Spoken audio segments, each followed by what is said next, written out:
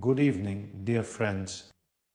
Today, I invite to the screen only those who wish to improve the condition of their brain, enhance their memory, get rid of dizziness, or who are also troubled by headaches. Today, we will dive into the cause of all these ailments so that we can emerge, shake off all these diseases from our hair like this, and they will scatter away from you in all directions. And with a new, shining, ringing head full of good thoughts, you'll go into the future. We don't need any idle talk here.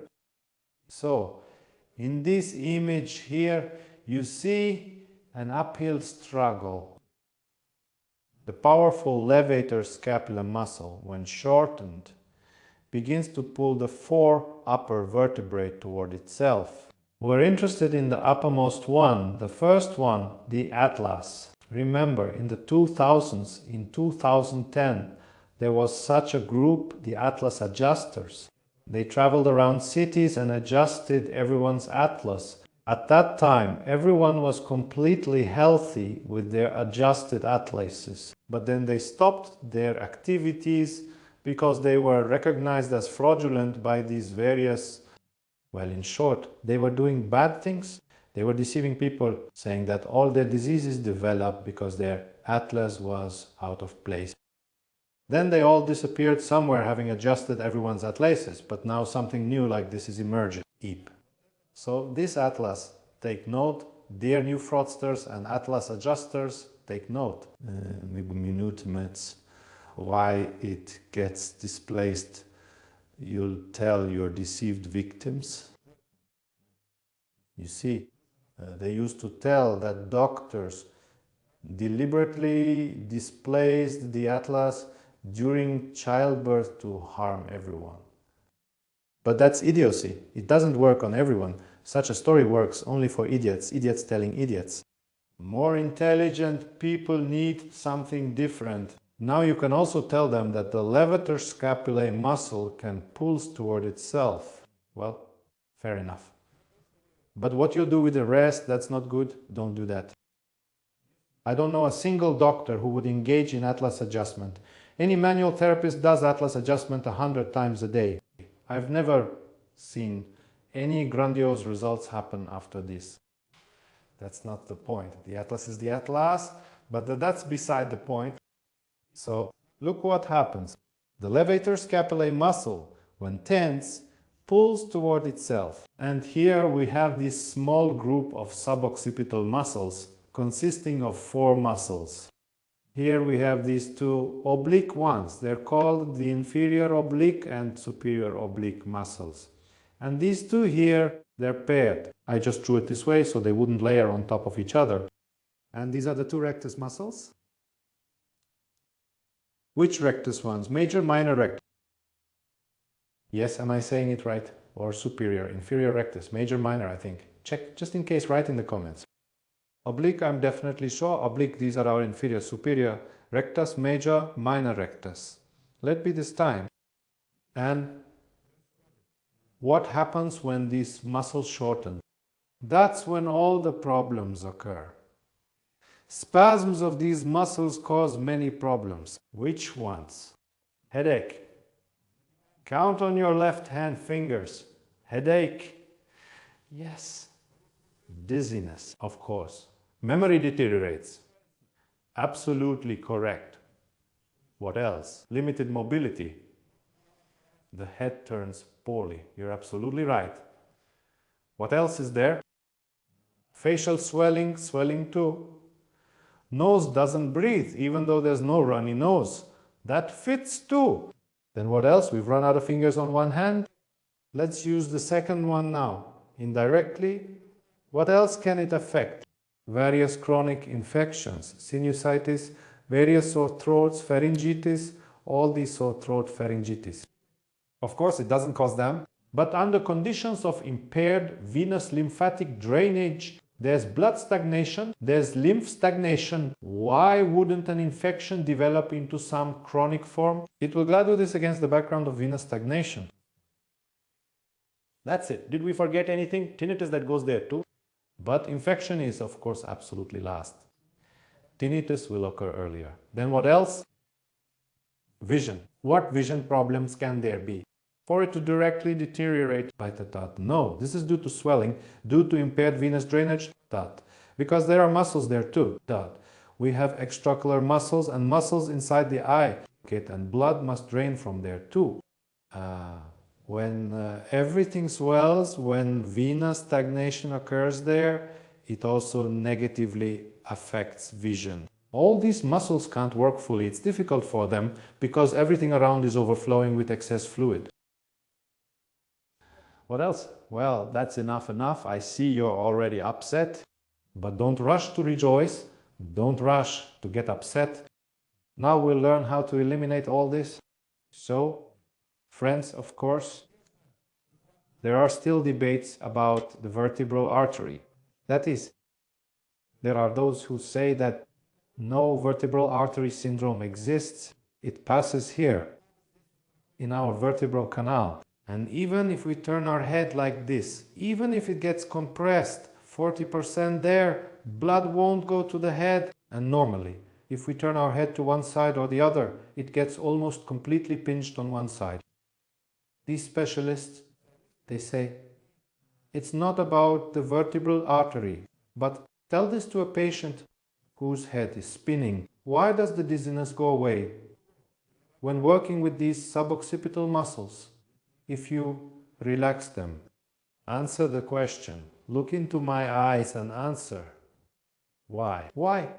If the vertebral artery has nothing to do with it, if even we pinch one of them, why? So, tell me. I agree with you. It may not be about the vertebral artery, but in practice, you read books, you don't have your own experience, you should have your own experience. Especially those doctors who studied recently online. They graduated practically all of them who studied during the coronavirus era. They didn't see live patients when they studied.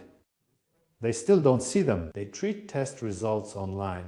You send them test results, they send you back what to take, and they treat your test results. But you should also see a living person. Find a live patient. Go to a state clinic, look at living people. Treat living people. You'll learn a lot of new things. You'll learn that your evidence-based medicine should be your own, not someone else's. You should have your own experience too.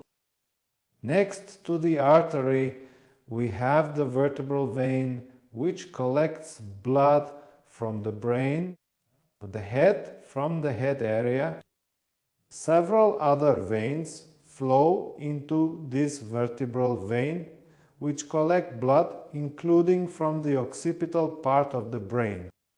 And precisely in this place, between these muscles, between these four muscles. Let me show you another way so you can imagine. Now I'll just draw in a different color so it doesn't get confused. This muscle here it is, see. Here, it's also see what's here, what a conglomerate. On top of each other, here they sit, like in a communal apartment, 10 people gather. And here, between them, the vertebral artery must somehow squeeze through, which, fine. Let's say if it gets completely pinched, it will still deliver blood to the head, but it won't go back, because here, right here, the vein carries blood back, and several veins flow into it here, which collect all this from the brain, from the sinuses. Here, well, it's a complex system here anyway, basically the brain's blood supply. Blood comes, then it goes away, and if drainage is disrupted, venous stagnation occurs, as it were, blood plethora. And here, all this can get pinched, the occipital nerve too. Here, it exits, passes between these muscles. The nerve root is located nearby, the first spinal cord root. It can also get pinched. The occipital nerve, quite large, here it innervates everything. If it gets pinched, the back of your head hurts. During spasm, the first vertebra doesn't move relative to the second. Rotation is already disrupted. You can't turn your head. And what does the levator scapulae muscle have to do with this? Look here, we have this small superior oblique muscle and nearby here. Well, nearby, two rectus muscles. And here, imagine this huge muscle. It's prone to shortening, prone to excessive tension. It tenses up and pulls downward. And this tiny miniature muscle, it must create the same force. Will it be able to do this? Please answer in the comments. Correct, it won't be able to. Therefore, it begins to tense excessively, gets overloaded. And areas of tension appear in it, so-called trigger points, of which there are many here, and many here too. Therefore, if we just relax the suboccipital muscles here, will we succeed? When this muscle is tense, we might not succeed. There might be such an effect that it will become inflamed after we massage it. Because we keep on massaging and massaging it, it can't relax. It only starts to become inflamed, swollen, because it simply can't relax. This most powerful muscle is pulling it downward, so we need to start with it. How do you know if it's shortened in you? First, a sign of its shortening is displacement. With displacement, rather, that is, it doesn't cause shoulder displacement forward, but when the shoulder is displaced forward here, it begins to stretch in you because the arm hangs on this muscle like this. And here, while it endures, while it holds more precisely, here there's also a serratus muscle next to it. While the serratus works together with the levator scapulae, the shoulder is held here at height. It moved forward but didn't drop down. It's not all that bad. But when it begins to drop down here like this, and the arm already hangs only on the levator scapulae, the head shifts like this, and such, you develop an accountant's posture, or who, I don't know, I don't mean to offend any accountants with such name either. Such posture develop, such a gait, arms move here, head shifts like this, starts turning poorly. Hurts, of course, but it's more convenient in this position not to look ahead, but let's say all the time at your phone. And what's in the phone? Only stress, the news is always bad. So your mood gets even worse. Your head already hurts and you read something even worse. Look ahead into the future, into the distance, at the stars. Look at the sun with one eye, then the other a couple of times. That's better. Breathe fresh air, go to the forest.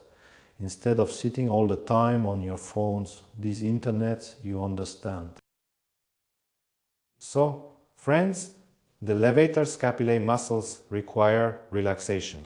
For this, first, we must give load to the serratus anterior muscle, so it can work to bring you from this position, first, to this position, your reverse evolution. Evolution, look how it works. 1, 1, 1, 1, 1. This levator scapulae muscle began working together with the serratus anterior. The serratus anterior is located here. It took the load upon itself, the shoulder rose. Now we can move it back here. How? Because the load has now transferred to our middle, lower, upper trapezius. And the levator scapulae muscle became completely unloaded. But if it's shortened in you, then after the first stage, the following will happen. The head, see where? It goes toward the shortened muscle.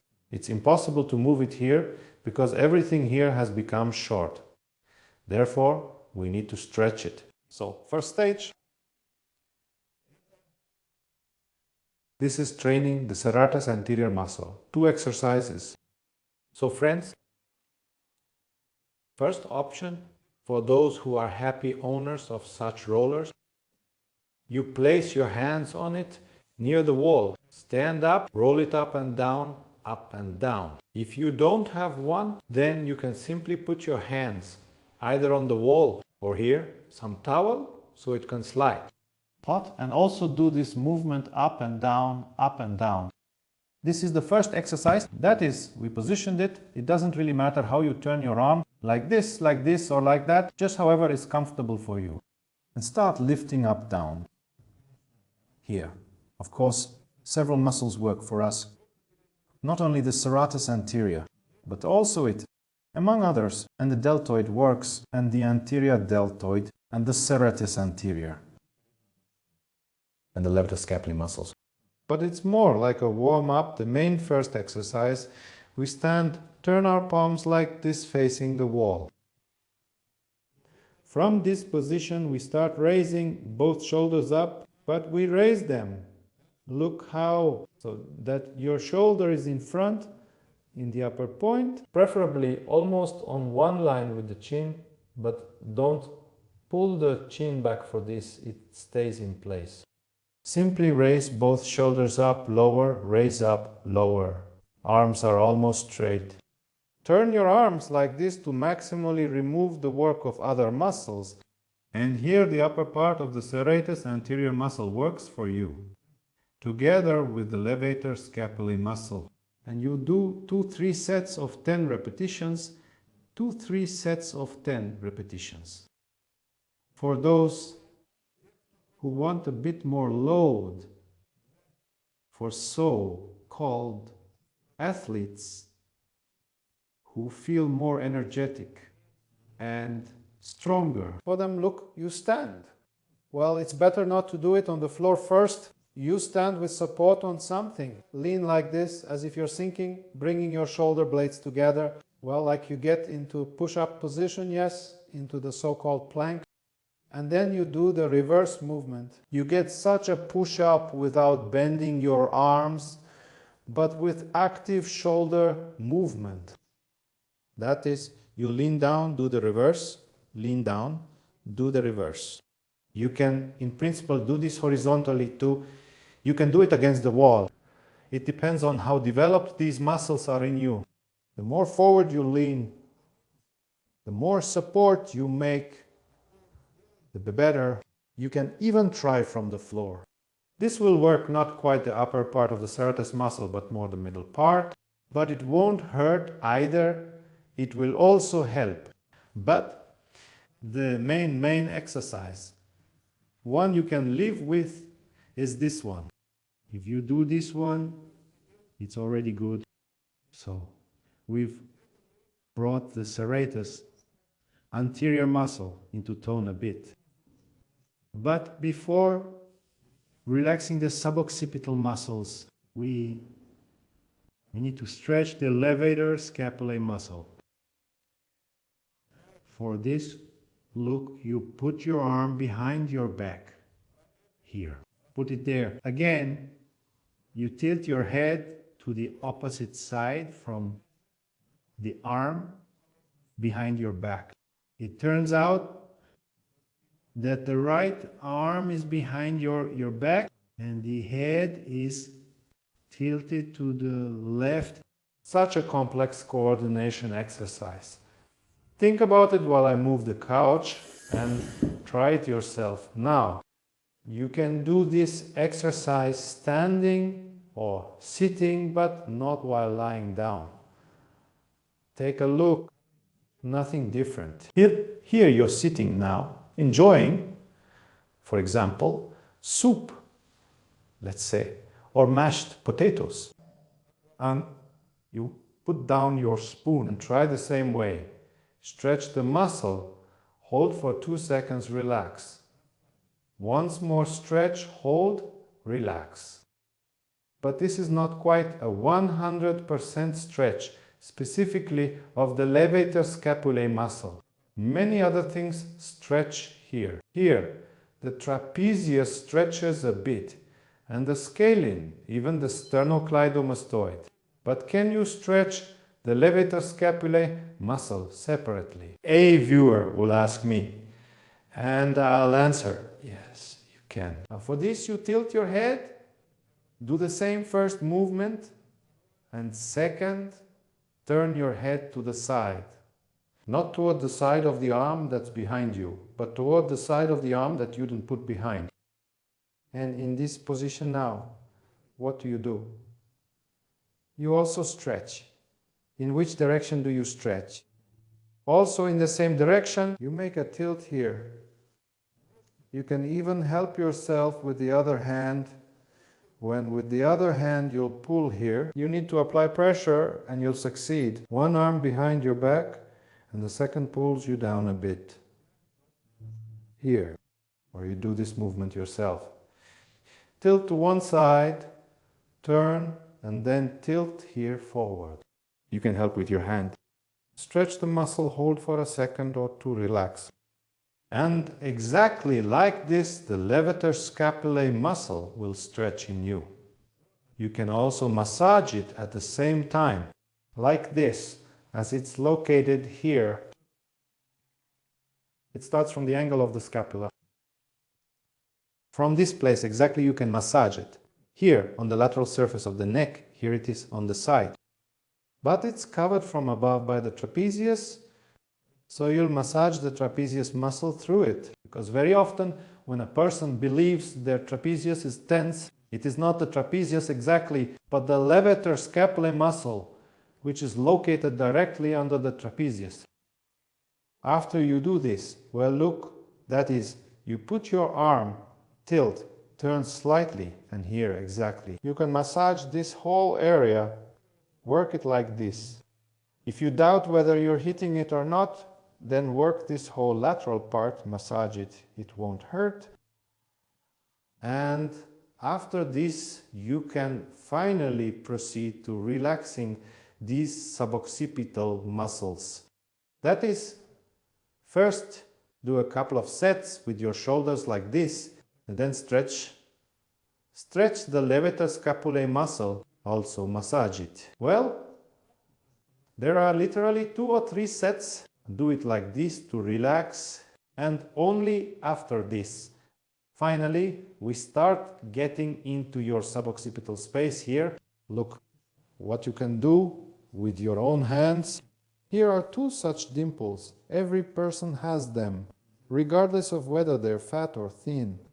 Here you'll still feel such a space, which is located to the side of the group of these neck extensors from the trapezius muscle. Here, right on the sides, here are 2 such dimples located. And to start, you can simply massage them on one side, on the other side, with your thumbs clockwise and counterclockwise. Now, leave one hand press. Push on this place, but so that it's not too painful. Everything gently, it should be tolerable. Maintain this pressure and start turning your head to the opposite side. That is, you press, turn, press, and at this moment turn.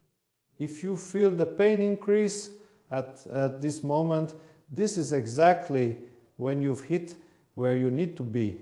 If it's very painful, reduce the pressure. You can press more or less with your fingers.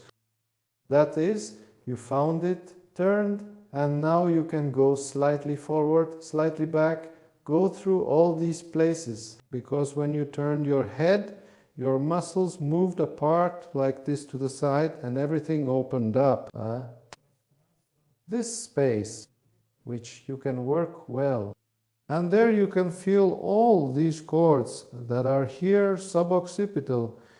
And you can touch exactly the oblique muscle. Here it's palpable. The superior, and maybe even someone will be able to feel the inferior one.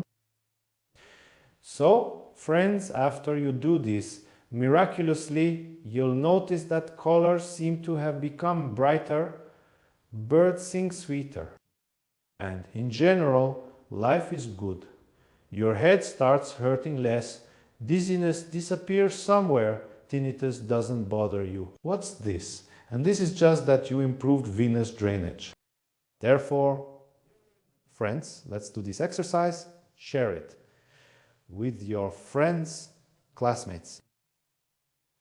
Send them this video, don't be shy. Also in the comments, how are things there? How are you doing? Tell us what's going on with you.